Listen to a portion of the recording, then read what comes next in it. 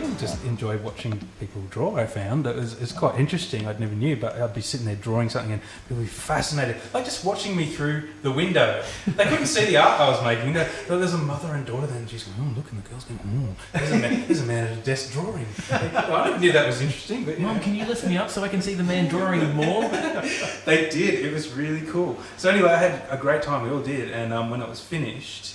It was a bit boring to go home and work and just put the TV on and stuff like that. And I thought, I noticed there were a lot of empty shop fronts all over Melbourne, all over the place, and a lot of them on main streets as well. So I started looking into that, and David helped me, David Blumenstein, who's also in here with me. Yep. And we eventually found this place, which was good. Yeah. And I was really impatient to just get it started, and so, and figured it all out and decided to rent the place, and then said, "Who's with me?" And luckily got a bunch of people.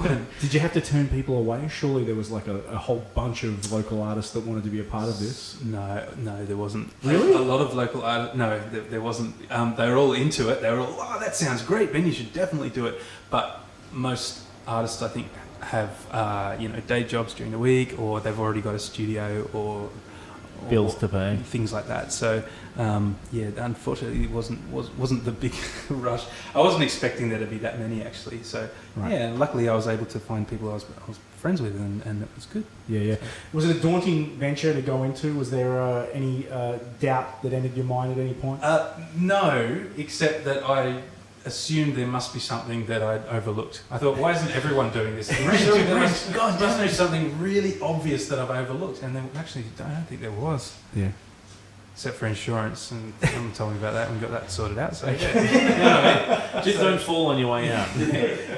And have you found that the experience that you had at the NGV, has it been replicated by this place? Have you found people coming in off the street and wondering what it's all about? It's getting there, and it will be totally different as well, because it's a different bunch of people, so the chemistry and everything like that is all different. So of course it won't be the same, but it's really, really fun, and it's still not completely up and running yet. We haven't officially opened yet, and so we're still getting stuff sorted out. But I'm having a ball here. I think the other guys are enjoying it too, and try to come in as much as they can. So I'm really digging it. It's a great environment. Can you tell us a little bit about the other artists that are joining and sharing the space?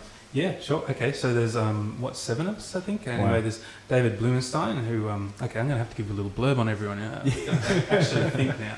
Well, David's been a part of the local scene for a very long time. Yeah, he is. That's how I met him originally years ago.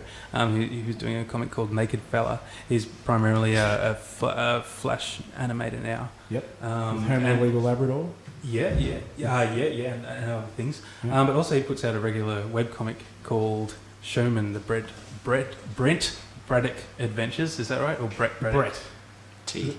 Yeah, with a T. With a T. That's available. I've seen that around town. It's really good. Yeah. And so then we've got Sarah Howell, who's currently working on a project which is about Harold Holt kidnapping Tony Abbott. It's a true-to-life historical adventure. So she's doing a lot of research. A factual research. A lot of research on that one. Yeah. She's not here tonight, but she's in here a lot. Then we've got Marta, who's also, like David, is primarily a Flash animator as well. Yep.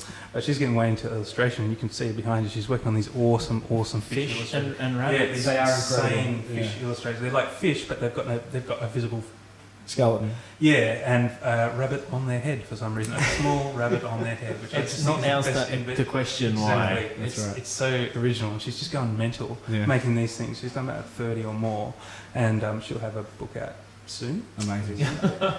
Soonish, I believe. We've got Sasha over there in the corner with the hat. Yes. What are you looking at, Sasha?